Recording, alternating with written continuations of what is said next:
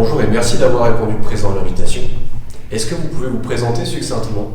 Donc moi c'est M. Bakar Bamkolo, je suis d'origine de Mayotte et actuellement j'aurai 42 ans cette année.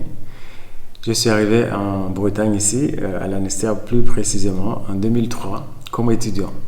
Et depuis jusqu'à maintenant, tout se passe bien sur la Bretagne, on est bien accueillis, je suis bien content d'être ici. Maintenant je me considère comme à moitié un peu breton maintenant, vu que j'ai vécu plus ici qu'à Mayotte.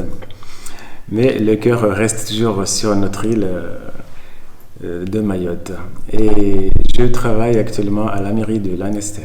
Alors quels sont les principaux objectifs et missions de Mayotte Braise? Alors les missions de notre association, c'est l'accueil, l'accompagnement des nouveaux arrivants. C'est également encadrer les jeunes étudiants ou ceux qui sont à l'école aussi élémentaire. On fait aussi des voyages avec les jeunes étudiants pour découvrir un peu le monde. Par exemple, l'année dernière, on était en Belgique et aussi en Espagne avec des étudiants. Également, on aide aussi les familles dans leur démarche sociale et aussi professionnelle, mais encore tout ce qui est en rapport avec les défunts, s'il y a des familles endeuillées, on est là aussi pour les accompagner.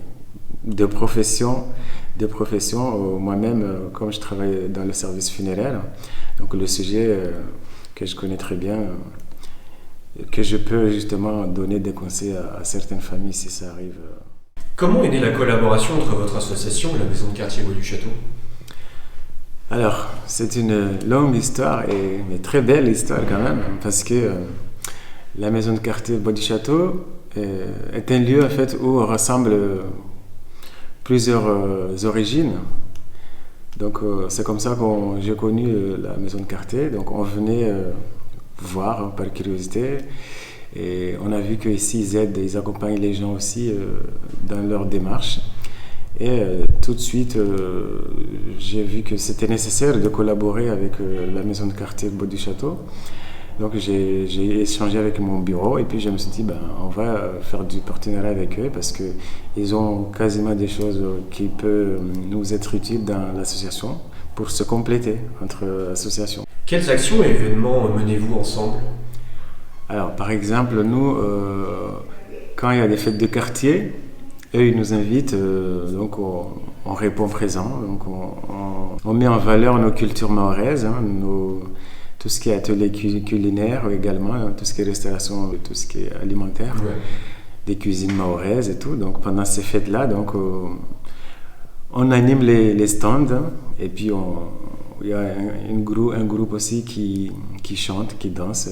Donc en gros ça complète les activités de la maison de quartier.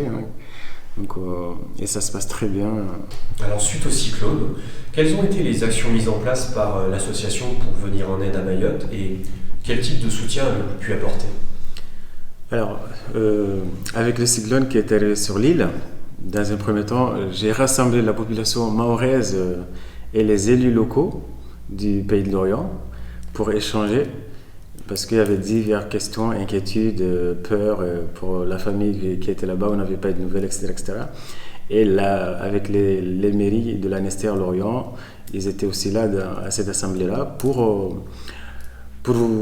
nous soutenir dans cette épreuve-là. Donc, et pour dire aussi qu'ils étaient là, prêts à nous aider dans les actions qu'on allait mener.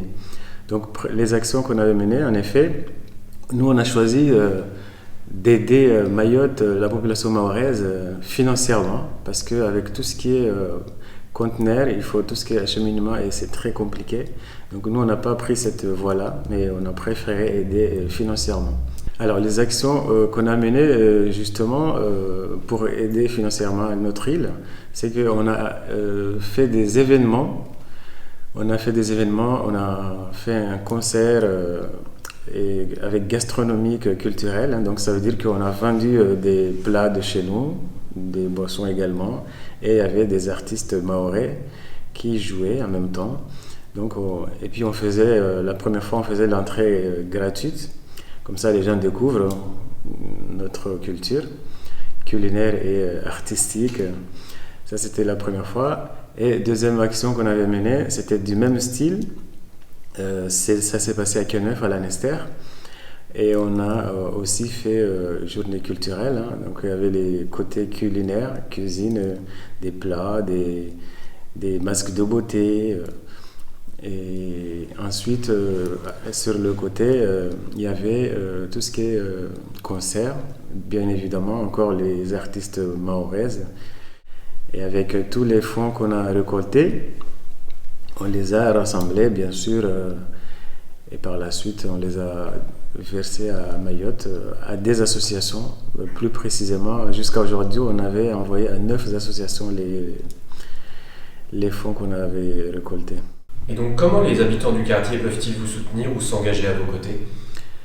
Alors, les habitants du quartier peuvent nous soutenir, par exemple, si on a des événements qu'on fait dans le quartier ou dans la ville, tout simplement, c'est de venir dans nos événements et puis participer au maximum, hein, nous soutenir au maximum, soit financier, soit matériel ou avec leur présence. Hein.